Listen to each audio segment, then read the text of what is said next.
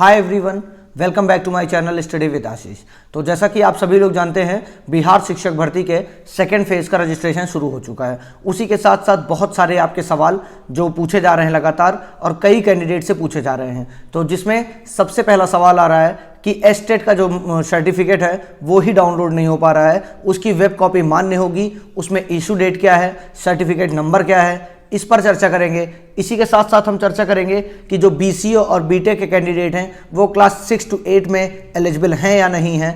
इसी के साथ जो डॉक्यूमेंट्स में फीमेल्स में मोस्ट ऑफ समस्या आ रही है कि उनकी 10th और 12th में कुमारी लगा हुआ है, बाकी अदर डॉक्यूमेंट्स में नहीं लगा हुआ है, उनको क्या करना है। और आपके डॉक्यूमेंट में किसी प्रकार का एरर है, मार्कशीट, एनसीएल या किसी भी चीज़ में, उस पर हम डिस्कशन करेंगे कि आपको कैसे अपलोड करना है कि डीवी से आपको बाहर ना किया जाए। तो चलिए, अभी तक आपने मेरे चैनल को सब्सक्राइब नहीं किया तो सब्सक्राइब कर दीजिए, क्योंकि जैसे ही सेकेंड फेज की कोई लेटेस्ट अपडेट आएगी मेरे चैनल के माध्यम से आप तक पहुँचाने का प्रयास किया जाएगा। तो चलिए, वीडियो को लाइक करिएगा, शेयर करिएगा, कमेंट करिएगा। सबसे पहले हम यहाँ पर बात करेंगे एस्टेट के लिए।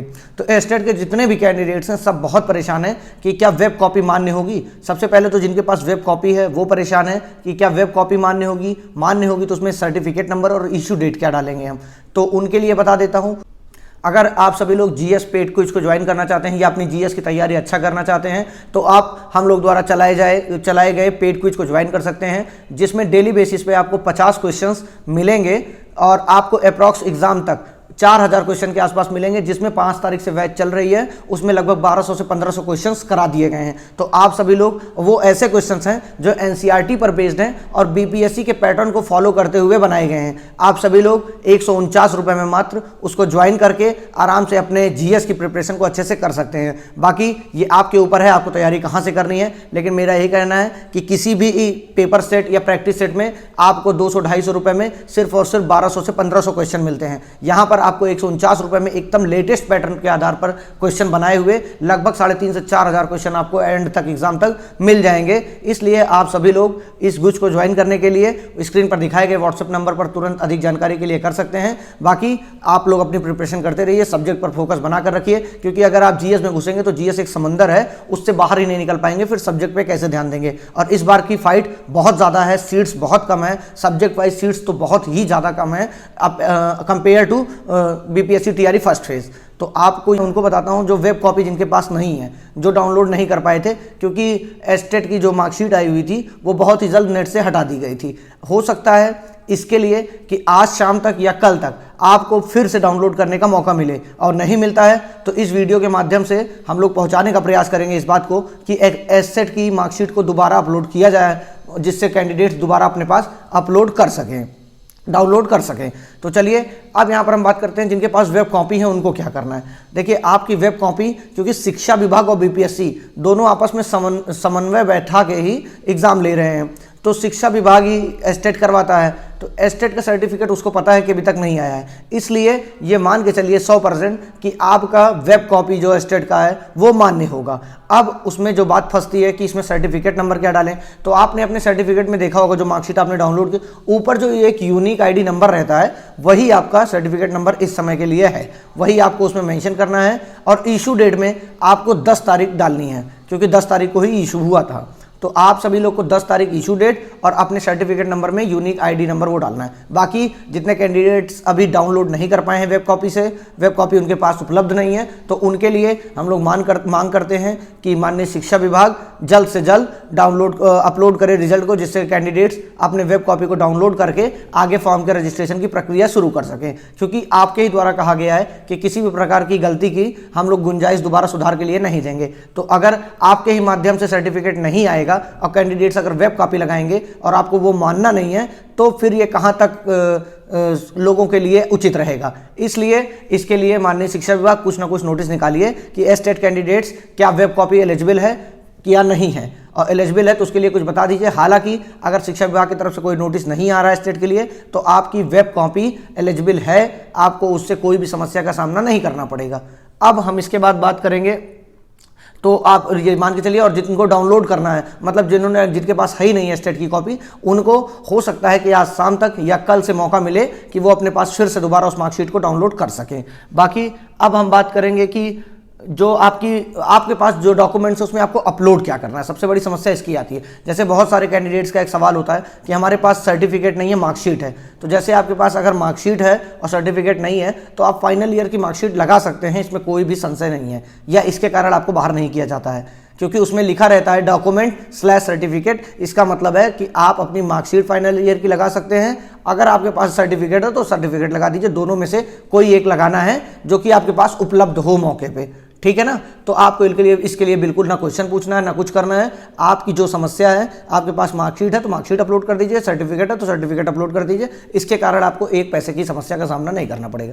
अब हम बात करते हैं महिला कैंडिडेट्स की। जो महिला कैंडिडेट्स अपने मतलब 10th और 12th में कुमारी की वजह से परेशान है और अदर डॉक्यूमेंट्स में उनका नहीं है, तो देखिए जैसा कि आप सभी लोग जानते हैं फर्स्ट फेज में कुमारी के लिए एफिडेविट मान्य किया गया था, फर्स्ट क्लास मजिस्ट्रेट वाला, न्यायिक दंडाधिकारी वाला। तो आप सभी लोग को क्या करना है अभी कि अपना आधार कार्ड, क्योंकि आधार कार्ड पे नहीं रहेगा तो ओटीपी मांगेंगे, क्योंकि आप सभी लोग को पता है सबसे पहली शर्त क्या है, आपके पास एक वैलिड ईमेल और आपका फ़ोन नंबर जो आधार से कनेक्ट हो, ये दोनों चीज़ तो आपको चाहिए ही चाहिए, इसके बिना आपका नहीं काम होगा। तो आपको सबसे पहले अपने आधार को मोबाइल नंबर से कनेक्ट कर लेना है और उसी के साथ साथ अपना जो कुमारी आपका 10th के बेसिस पे है वही अपडेट करना है, क्योंकि आप फॉर्म जो भरेंगे वो भरेंगी आप 10th के बेसिस पे और फिर आपके आधार कार्ड में गलती रहेगी तो कोई दिक्कत, उसके लिए दिक्कत का सामना करना पड़ सकता है आपको। तो अभी आप लोग फिलहाल अपना आधार अपडेट करवा लीजिए, 2-4 दिन में, 1-2 दिन में हो जाता है। अभी आपके पास पर्याप्त मात्रा में टाइम है और इस वीडियो को उन सभी तक शेयर करिएगा जो इस चीज़ के लिए परेशान है। इसके साथ साथ आपके सर्टिफिकेट में कहीं भी कोई भी गलती है, स्पेस की, स्पेलिंग एरर की या किसी भी प्रकार की मिस्टेक है आपकी मार्कशीट्स या सर्टिफिकेट में, तो आपको क्या करना है, अभी फिलहाल उसी के साथ एज इट इज़ बने रहिए।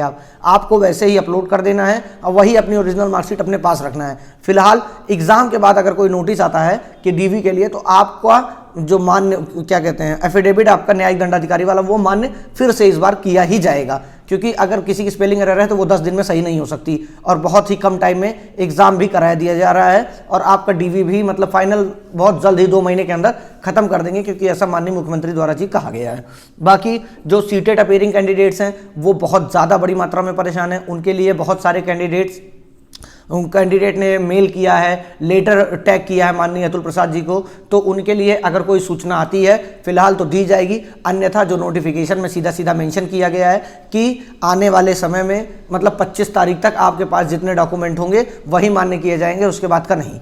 तो आप ये सारी चीज़ें जान लीजिए, आपका जो भी डॉक्यूमेंट लगना है, अगर आप बिहार के हैं तो आपका जो भी डॉक्यूमेंट लगना है वो सब तैयार करा लीजिए पहले से ही, और जिनका बिहार से बाहर है वो अपनी खाली सारी मार्कशीट वगैरह प्रिपेयर कर लें, उसी से उनका काम हो जाएगा। बाकी सीटेट का जो क्वालिफाइंग मार्क्स है महिला के लिए फिर से लिख के आया है कि सामान्य महिला 55%, और अभी फिलहाल मुजफ्फरपुर में ही ये मैटर सुनने को मिला है कि 82 मार्क्स वाली कैंडिडेट्स नहीं बाहर की जा रही हैं। फिलहाल अभी तक उनके साथ कोई कार्रवाई नहीं हुई है।